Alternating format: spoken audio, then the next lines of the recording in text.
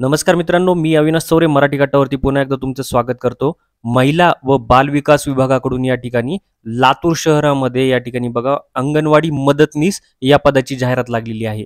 या जाहिराती शक्यतो या ठिकाणी लातूर किंवा महानगरपालिका असेल किंवा जिल्हा परिषद यांच्या नोटीस बोर्डवरती लागतात, ऑनलाईन मध्ये कमी लागतात। तर यामध्ये बघा त्यांनी या ठिकाणी जाहिरात लागलेली आहे आणि ही लातूर शहराची 33 वॅकन्सी आहेत, लक्षात घ्या। महिला उमेदवार जो कोणी असतील त्यांच्यासाठी सुवर्ण संधी आहे। 33 या ठिकाणी वॅकन्सी आहेत त्यांच्या लातूर शहरामध्ये, ठीक आहे। तर ही 16/4/2025 ला काल पडलेली आहे। यामध्ये संपूर्ण आपण ॲडव्हर्टाइजमेंट शेवटपर्यंत बघणार आहोत। चॅनलवरती तुम्ही नवीन असाल तर चॅनलला या ठिकाणी सबस्क्राईब, लाईक आणि शेअर करून घ्या, कारण अशाच अपडेट महत्त्वाच्या तुमच्यापर्यंत पोहोचवण्याचं काम मी करत आहे। चला तर स्टार्ट करूया। यामध्ये बघा विषय काय ते अंगणवाडी मदतनीस या पदाची जाहिरात लातूर जिल्ह्याच्या संकेतस्थळावरून प्रसिद्ध करण्याबाबत, ठीक आहे। तर मदतनीस पद आहे, 33 वॅकन्सी आहे त्याच्या। यामध्ये खाली बघूया, या ठिकाणी बघा जे लातूर शहर अंतर्गत म्हणजे महानगरपालिकेअंतर्गत येतं अंगणवाडी मदतनीस पदाची रिक्त पद भरती या ठिकाणी 2/5/2025 ला जिल्ह्याच्या संकेतस्थळावरून प्रसिद्ध करण्यात यावी असं दाखवलेलं होतं। याच्यामध्ये बघा जे मदतनीस पद आहे त्याची जाहीर सूचना ही आता म्हणजे 17/4/2025 ते 2/5/2025 मध्ये या कालावधीत तुमचं या ठिकाणी जे फॉर्म आहे ते जमा करून घेणार आहेत, ही गोष्ट लक्षात घ्या। तर लास्ट डेट 2/5/2025 आहे, त्याआधी तुम्हाला ते या ठिकाणी जमा करायचं आहे।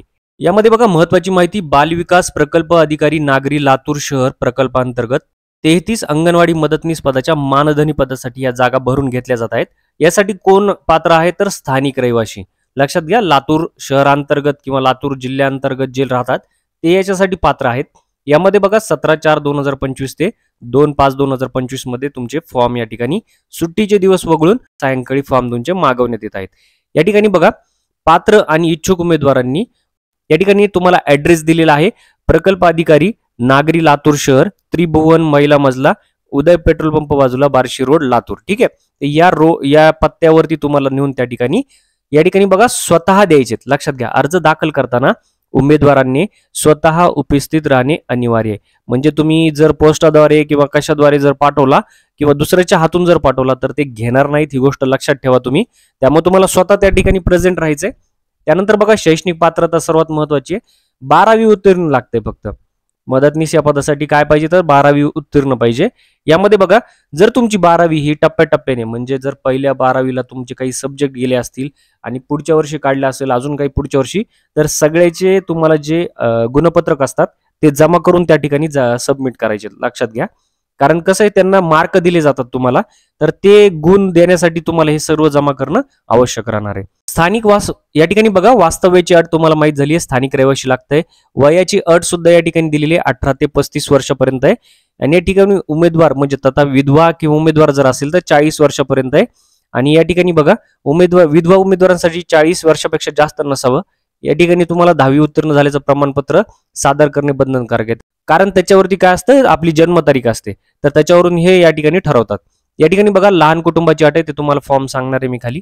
त्यामध्ये बघा विधवा महिला व अनाथ मुली असतील किंवा अनाथ मुली यांच्यासाठी हे दिलेलं आहे, हे व्यवस्थित एकदा तुम्ही या ठिकाणी व्हिडिओ स्टॉप करून वाचून घ्या।